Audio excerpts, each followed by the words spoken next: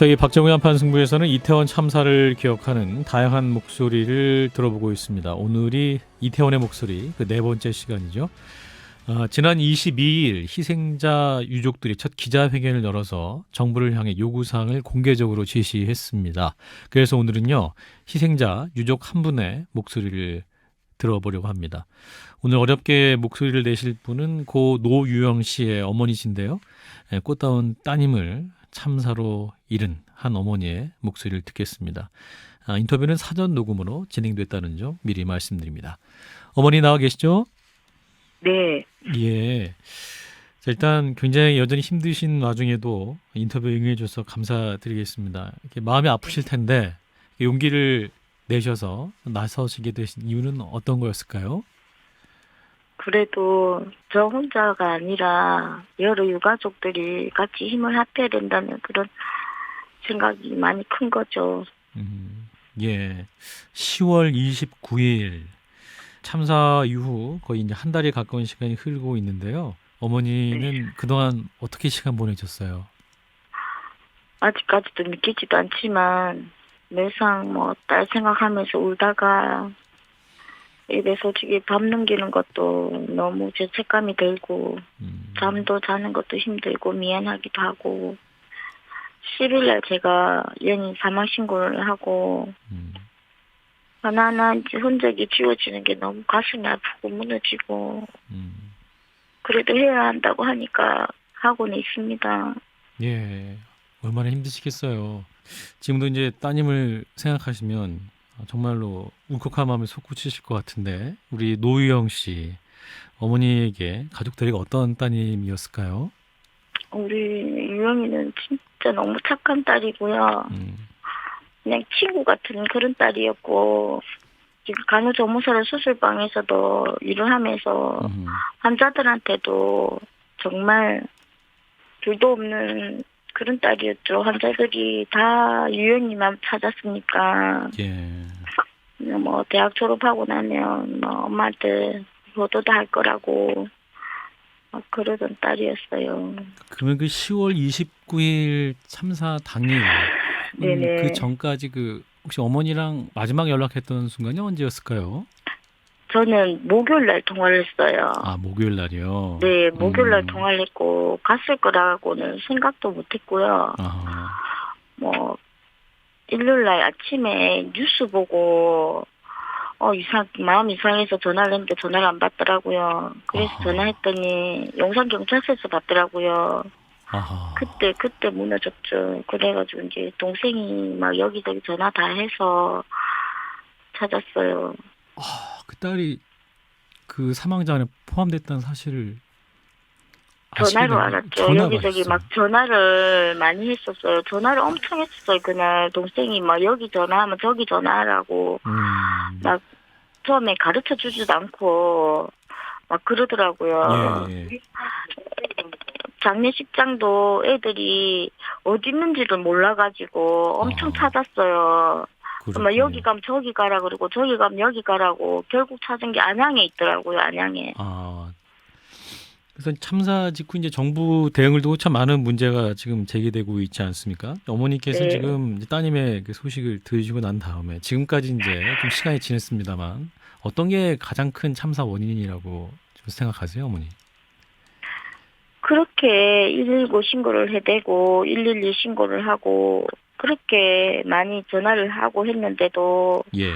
고가에서 한 거라고는 늑장 부리고 이태원 파출소 옥상에서 지켜보고 있고 간행차 타고 가겠다고 10분도 안 되는 거리를 1시간가량 걸려서 기다리고 국밥을 먹고 자기 자식이라면 그렇게 밥이 있고 국물 넘어가겠어요. 진짜 아니라고 봅니다. 가슴이 너무 아픕니다, 지금. 예.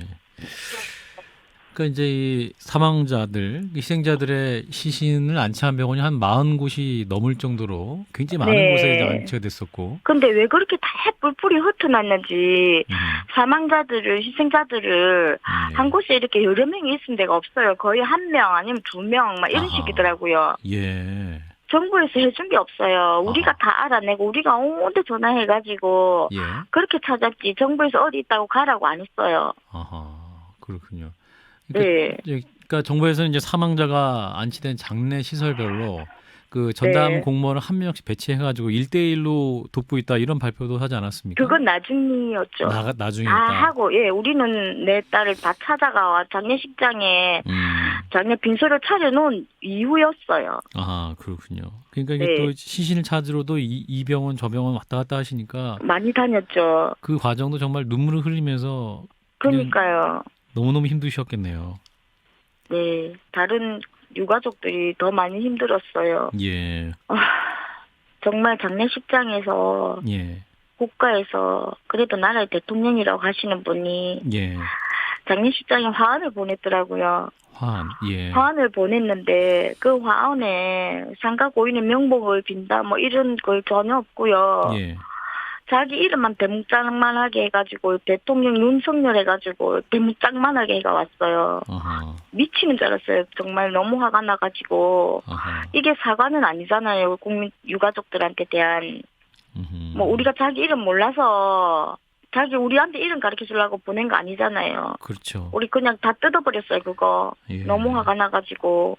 아하. 그래서 네. 이제 이번에 유족들의 기자회견에서 이제 첫 번째 요구사항이 진정한 사과였죠. 예, 그쵸. 진정한 사과였는데 이제 대통령실이나 대통령 측에서는 그 죄송한 마음이다라고 이제 몇 차례 사과를 했다. 종교 어떤 집회 뭐 현장에서. 조계종에서 하는 그 공식적인 뭐 다른 국민들 들으라고 하는 그런 것밖에 더 돼요.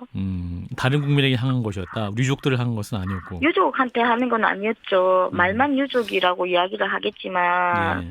진짜로 진심으로 자기들이 사과를 하겠다고 치면 유가족들 다 모아놓고 내가 못 지켜줘 우리가 나 국가에서 못 지켜줘서 미안하다 죄송하다 해야 되는 거 아니에요. 그거 아니었어요. 유가족들을 전체 다 모아놓고 그 유족들에게 예, 진심을 다 다해서 모아놓고 대통령이. 유족들 앞에서 해야죠. 유족들 앞에서 하는 것이 진정한 사과다. 사과는 유족들한테 해야 되는 거잖아요. 그렇죠. 근데 그게 아니었어요. 그리고 뭐 이상민 장관은 뭐 한 사람 한 사람한테 전화해가지고 예. 만나자고 개개인한테 맞잖아요. 같이 만나자 하니까 혼자만 만나재요. 혼자만 만나죠? 그건 어떤 말인가요? 그러니까 유족들을 그 유가족들한테 전화해가지고 예. 상담하자고 아하, 그렇게 예. 했대요. 예. 그거는 가족 한 사람 한 사람만 이렇게 회유하자는 그런 정도로밖에 안 느껴지거든요. 저희는. 아하. 그러니까 이제 158명의 그 희생자의 유족들을 전체 단체로 만나는 것보다 한 명씩 만나서 뭔가 좀 단체적인 목소리를 듣고 싶어 하지 줄이려고 않는. 하는 것 같아. 네, 그런 것 같아. 그런 마음밖에 안 들어요. 아하, 그렇군요. 이 정부 관계자 발언도 이제 우리 유족들의 마음을 참 아프게 했던 것 같아요. 이제 행안부 장관 같은 경우는 경찰 소방 인력을 미리 배치한다고 해결될 문제가 아니었다 이렇게 말을 해가지고 미친 소리 같아요. 그게 말이라고 할 수 있는 건가요? 진짜 가슴 터집니다. 그게 말인가요? 자기 자식이라면 그렇게 말하겠어요? 한숨밖에 안 나옵니다. 진짜 장관이라는 사람 입에서 어떻게 그런 말이 나오는지 말할 때마다 그때 말이 다 다르고 사퇴하라니까 폼나게 사표 던지고 싶다는 둥 그러면서 나가지는 않잖아요. 예. 그런 부분에서 우리 유족들께서는 어떻게 바라보고 계세요? 지금 40여 명 분들이 함께 소통을 다 하고 계시는. 분통을 터뜨리고 있죠. 지금 현재 자리를 짓고 있는 이상민 장관의 모습에 대해서. 네, 나는 우리나라 정말 싫습니다. 그런 게. 아하. 자, 이제 오늘 오후 보도자료를 보면 행안부는 유족 모임, 지자체, 이태원 상인과 충분히 협의를 해서 추모 시설과 또 유족들을 위한 공간 마련을 위해서 이제 검토하겠다 이러한 얘기를 하고 있고, 근데 이제 이 명단 공개 있지 않습니까, 어머니? 네네. 이제 이 부분에 대해서 이제 한쪽에서는 또 명단 공개를 해야 해서 함께 좀 이렇게 추모를 제대로 구체적으로 해야 한다라는 주장이 있고. 유족들이 원하지 않는데 왜 명단을 굳이 공개하려고 하냐라고 또 반대하는 측도 있었습니다. 근데 지금 아닙니다. 우리는 예. 우리 유가족 모임은 네. 전부 동의해요. 전부 아하. 찬성입니다. 그러시군요. 몇 명은 모르겠지만 우리 단톡방에 있는 분들은 전부 찬성이에요. 아하. 그러니까 어머니가 만나신 네, 다 동의합니다. 그 합동 분향소도 마찬가지였지만 위패도 하나 없고 얼굴도 하나 없이 그렇죠. 그게 무슨 분향소예요. 세월호 때도 애들 사진을 다 걸었어요. 예. 근데 이번에 애들은 누가 누군지 아무도 몰라요. 그렇군요. 누가 죽었는지 누가 어떻게 갔는지 아무도 모른다고요. 그냥 형식적인 국가꽃만 갖다 올리는 거잖아요. 저는 그게 너무 싫어서 나는 우리 딸은 거기다 안 올렸어요. 우리는 장례식 하면서 옆에서 같은 장례식 하다가 옆에서 만나서 알게 돼가지고 그렇게 민변 찾아간 거예요. 아하, 장례식 하시면서 옆에서 그냥 연락처를 주고 받으시면서 지금 그렇죠. 한 분, 두 분이 모이게 된 거지. 그렇죠. 다른 거 없었어요. 국가에서 뭐 해도 되겠습니까? 전화 한 통도 없어요. 저는요. 그렇군요. 왜 그런 걸까? 좀 이해가 좀 안 가네요. 지금 뭐 정부에서 1대1로 관리를 한다고 하는데. 그런 거 없었습니다. 그렇군요. 네, 일대일 관리는 우리 장례식 할 때 영락공원 가니까 영락공원에 관계자분이 나와가 방 제공해 주는 거는 있었어요. 아하, 그 정도. 네, 예. 네, 그 정도였어요, 진짜로. 지금 이제 민변을 통해서 모인 유족들이 이제 한 40여 명, 이제 약 소수에 불과하죠. 그래서 일각에서는 정부에서 이게 또 유족들끼리의 소통을 막고 있다는 주장도 있습니다. 어머니는 어떻게 느끼세요? 우리 유가족은 소수 아닙니다. 아직 네. 몰라서 못 오고 계신 분들이지 아하. 다 모일 수 있다고 생각하고요. 예. 개개인 한 사람 만나서 전화가 온다고 하니까 예. 회의하려고 하는 것밖에 안 느껴지고 알 수는 없어요. 알 수는 없지만 제 생각은 그래요. 우리는 소수가 아니라고 생각합니다. 예. 그런 목소들이 모여서 다시는 이러한 네. 참사가 이 사회에 없도록 있으면 안 되죠. 함께 다시는 이런 일이 있으면 안 되죠. 에너지를 모을 수 있으면 좋겠습니다. 네네. 자, 어머니 다시 한번 어려운 시간 가운데 시간 내주셔서 너무나 감사드리고요. 저희도 이번 이태원 참사의 후속 조치 끝까지 함께 지켜보도록 하겠습니다. 어머니 네, 감사합니다. 감사합니다. 예. 네. 자, 이태원의 목소리 그 네 번째 시간 이태원 참사 희생자인 고 노유영 씨의 어머니를 만나봤습니다. 좋아요, 구독, 알림 설정.